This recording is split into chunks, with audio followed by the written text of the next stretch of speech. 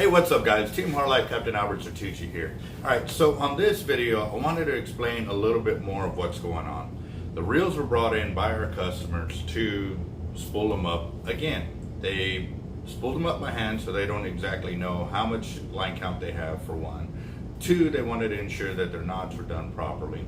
And then three, they wanted to add a little bit more line capacity if it could be done because they are prepping for a shark tournament.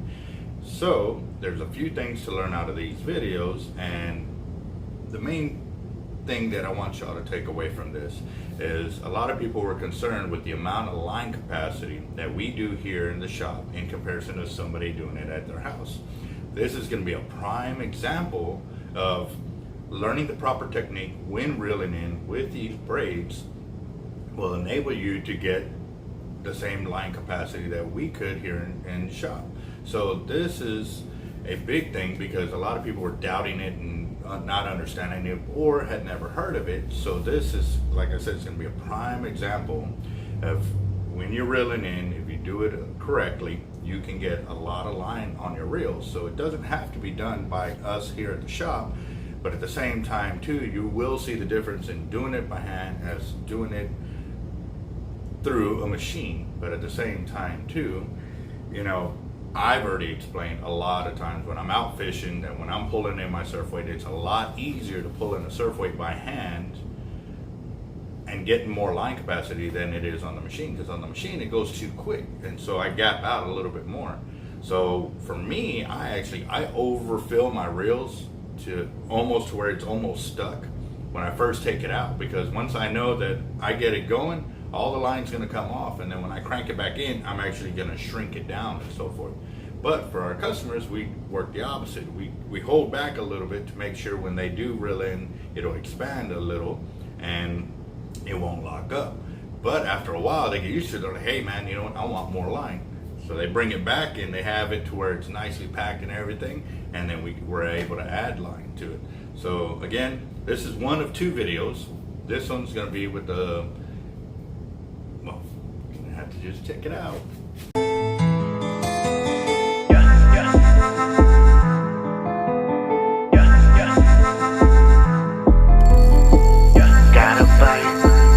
Gotta bite. I think I got a lot of stress on my mind. It's a nice day to go. Yeah, I gotta learn. I'ma call up the whole team. Tell them grab the rods and let the reel scream. Alright guys, so we have the Penn Squall 50 VSW. On the left is where they brought it in spooled up, and we're going ahead and down spooling the line. On the right video, we actually have it where we were already down spooled and we're spooling it back up, checking through it and making sure all the knots are good and so forth.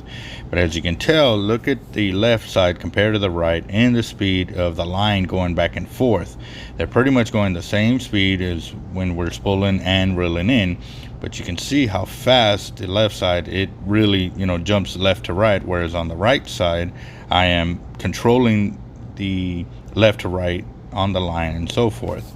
Now, between the top end of the line when it's all spooled on and the inside spool housing, which is a good thing, because if you can keep practicing getting more line on there, especially on your bigger reels, it'll help ensure that you have the line capacity for when you are going to fight a big monster fish and so forth.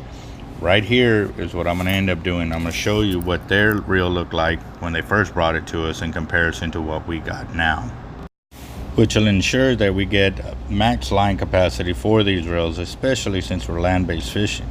Now you can see the reel on the left is the one that we actually down spooled, and what it'll look like right here on the right.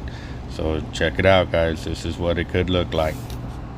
Now you'll be able to see as the reel starts topping off on the right video of what it was before he brought it to us. The line capacity was nearly touching the edges of the spool, and by us doing it and shrinking the amount of line going left to right and spooling up, we're not creating any X patterns. As you can see, it's a lot tighter line, as well as giving us the gapping we need between the top end of the line and the spool inside housing. So there you go, that's the left reel on there by hand, and right reel is done by machine. Thank you very much.